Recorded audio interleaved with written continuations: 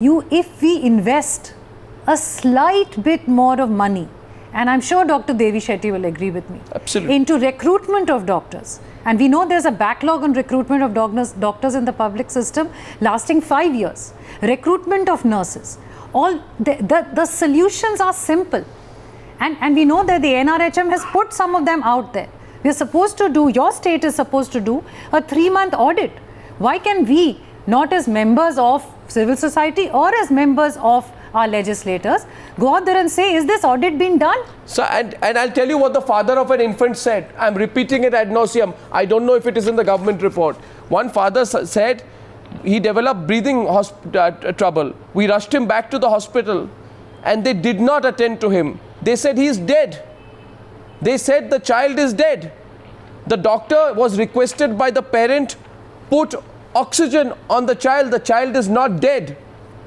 And the doctor said, put the oxygen mask yourself. This is precisely what happened, and I don't have any reason to disbelieve the parents of the child who have died. I have absolutely no reason to do that. Dr. Bagai, this is what's happening in private hospitals. Yeah, this is what's happening in government hospitals. There are two things. I won't like to create a divide between government and private. I think all of us are responsible as medical professionals to give the best possible care with a lot of empathy and compassion. There are two things, I think, as a message from what we are discussing. We definitely need to strengthen our primary care services. The second point I would like to make is we obviously need a lot more specialists vis-a-vis pediatricians. Now, the answer is not easy. It takes 6 years for MBBS and internship and 3 years for a postgraduate. So even if we start now, it's going to take 9 years before the first new crop of pediatricians come into the market to attend to these children.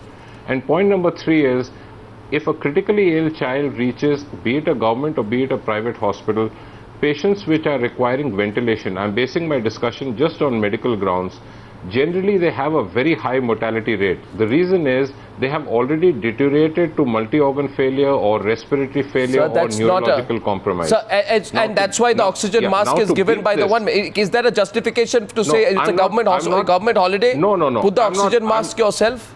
Arnab, like I said, I'm not basing my medical discussion on what that particular doctor said. But that is exactly what happened. That we need to strengthen our primary service. I think if it has happened, it's completely unacceptable. And the authorities should intervene and take corrective action. But more importantly on clinical grounds is that we need to strengthen our primary services and we need to improve services at a tertiary level referral center which can deal with this volume of load. I'll take 1 minute more, Arnab. Even in a city like Delhi, even in cities like Bombay, there is an acute dearth of ICU beds. Even in major metropoles, even in private hospitals. Not for those who can afford it. Number of ventilators. Not for those who can afford it. I may qualify, sir. Not for those who can afford it. No, it's not. No. Arnab, I beg to disagree because each hospital has given capacity of number of beds in the ICU and a given number of ventilators. It's not a question of rich and poor. So there is a rich-poor divide in healthcare, sir. There is a rich-poor divide in healthcare. No, that's the root of this entire issue. There is. But no, that's not the root, or no, that's not the root. The root is our primary level services need to be strengthened, where early diagnosis can be made. A child very often has to travel more than 100 odd kilometers to reach a pediatrician. Strengthen how and by whom? The government doesn't give up control, does it? That's the whole issue. It won't give up control. Politicians will get into private hospitals. They will make a lot of money. They will run their institutes like businesses. But that's not the issue. The issue here is governments won't give up control. Otherwise, take the example of what Devi Shetty does in Bangalore. It's a perfect example that your private entrepreneurs, private doctors can actually give quality healthcare to the poor at the lowest possible price, provided the government allows them to, right, Dr. Shetty? That is the whole issue. I think government, I wouldn't envy the government. They have a serious limitations. In private sector, we have a lot of flexibility. But having said that, with the simple policies by the government, a lot of problems can be addressed. We have to address the manpower shortage, Arnab. Otherwise, there is no way pouring money into the existing system is not going to sort out the current mess. It is not the shortage of money. It is the shortage of manpower. If you have good number of trained people in that hospital, I'm sure this wouldn't have happened. That's all. No, but you know, Dr. Devi Shetty, eventually it's about giving people better facilities. It's about giving people better facilities. The politicians need to realize what will get them the popular support, not statues. Not statues, but certainly a greater emphasis on healthcare. Dr. Shetty, let me ask you this, and please be candid with me today. You know, in this country, the Medical Council of India had been running one of the biggest ever scams. That's before you were even brought in. One of the biggest ever scams. Seats were being sold.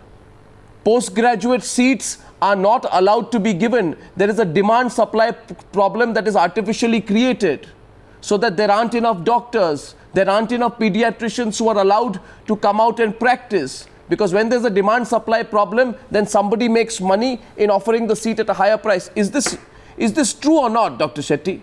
Is this happening all around us? Since you're saying a systemic problem, this is the reason why there's a dearth of doctors as well. That is the problem, Arnab. I agree with you entirely.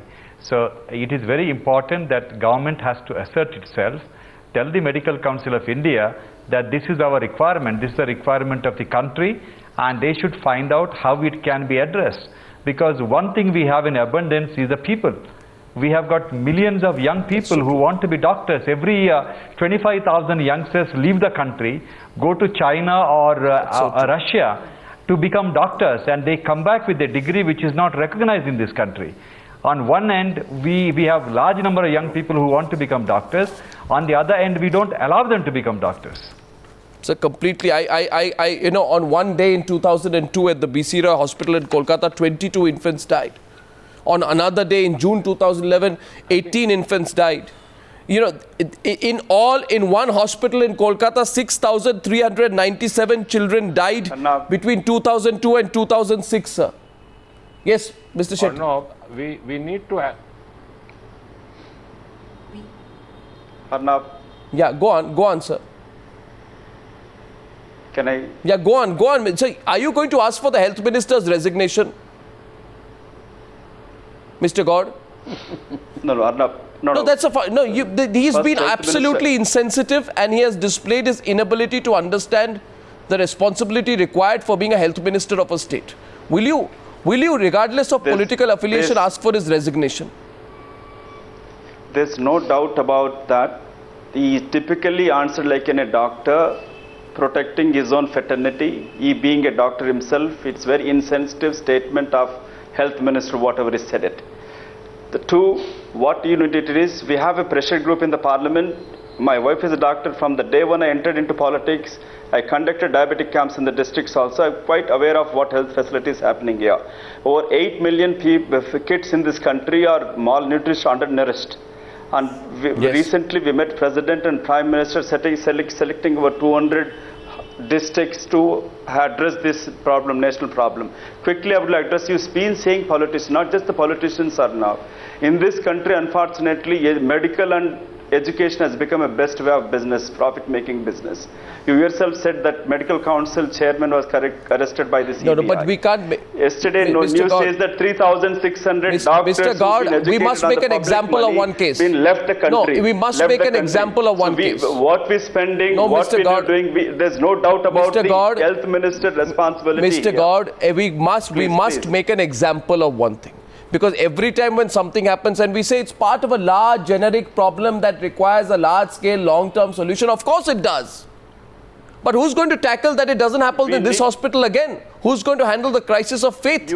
Mr. God, you avoided my question there about the health minister's resignation. You're very right. There is a facility by the government hospitals can take the private hospitals help. They can call the private pediatrician and treat in an emergency. Sir, complete negligence. So how many private hospitals allow that? It's clearly evident. How many private hospitals allow that? Government allows. There is open flouting by private hospitals. On an emergency. Sir, on an emergency. Sir, yesterday, may I tell you? My experience in a private hospital, how they're making it. Sir, the people came to me to ask, pay 5,000 rupees it's all right to get a dead body of their father. Sir, let me tell you private yesterday. Hospitals are functioning.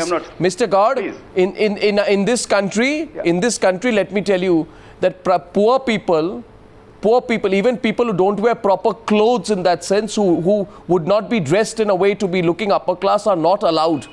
into private hospitals. That's how hypocritical it is, Mr. Gaur. Yesterday, a Supreme Court bench, Justices R.V. Ravindra and A.K. Patnaik, it asked Delhi's private hospitals, they told them you cannot wriggle out of your responsibility to provide free treatment to the poor.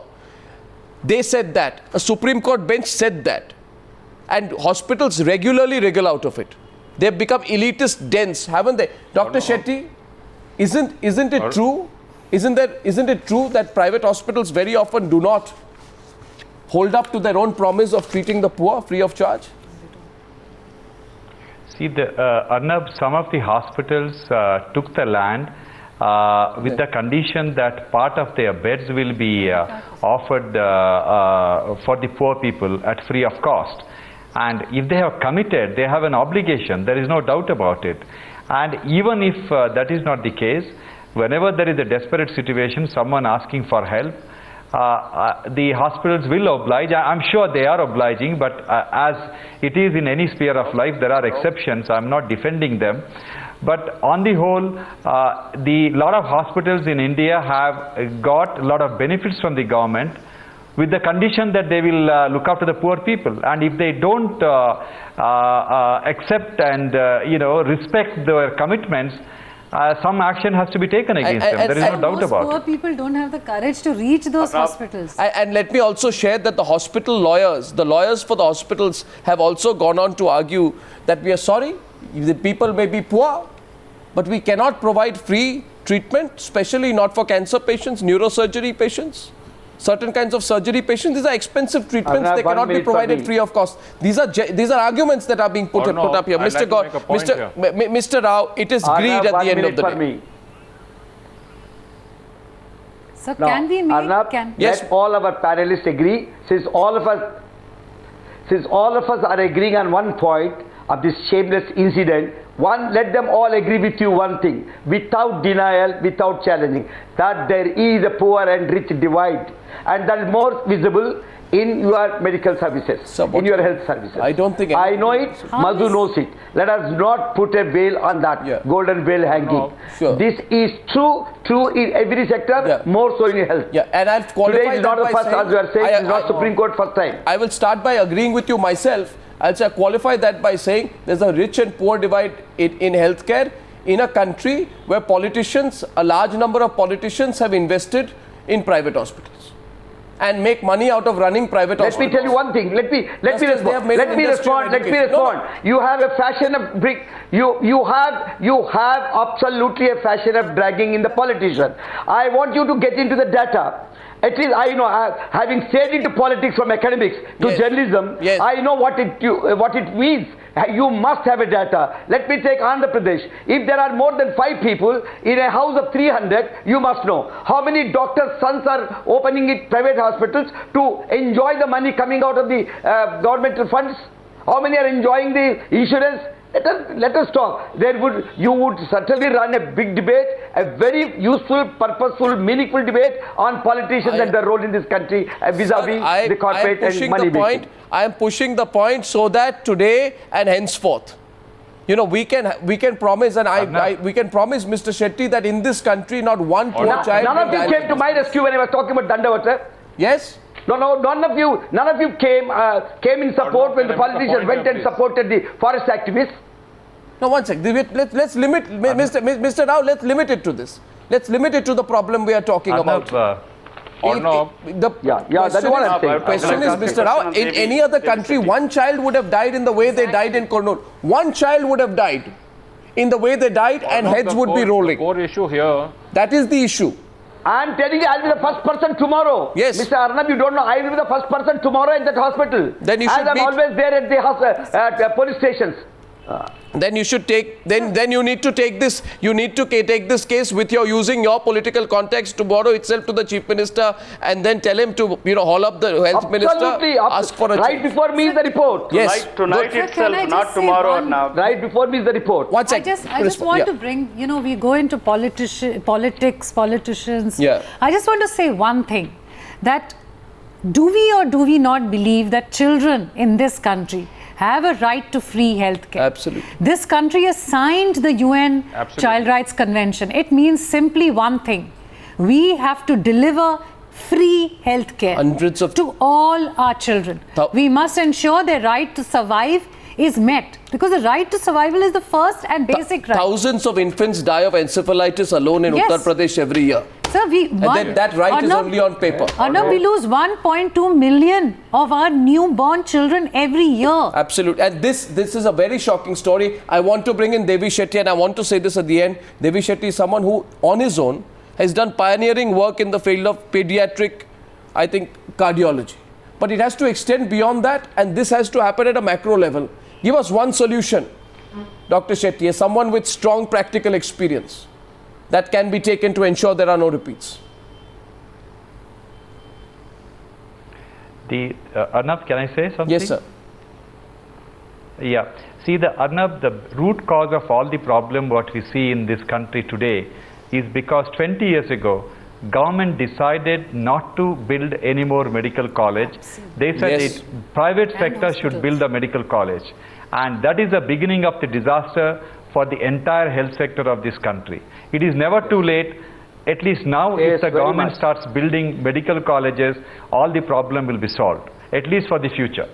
I think that is completely, I think that's a straightforward and practical note. I'm running a little short of time tonight, but I think we all agree on the on what the issue is. Maybe it will be solved or not solved by sacking the health minister. That's not the only issue. But I think the last point Devi Shetty said is look back at all the mistakes we've made, and then maybe be honest somewhere about the rich-poor divide in our healthcare. Because we sleep tonight for all of us, those who have children, those who don't have children, and those who have seen this story. Your heart goes out, because you will ask simply in this country, are you dead for being born poor? Thank you very much, ladies and gentlemen, for joining me tonight. We'll follow that story here on Times Now. We will ensure that there is a campaign to ensure that this kind of incident never happens again. For now, till I see you again, good night and goodbye.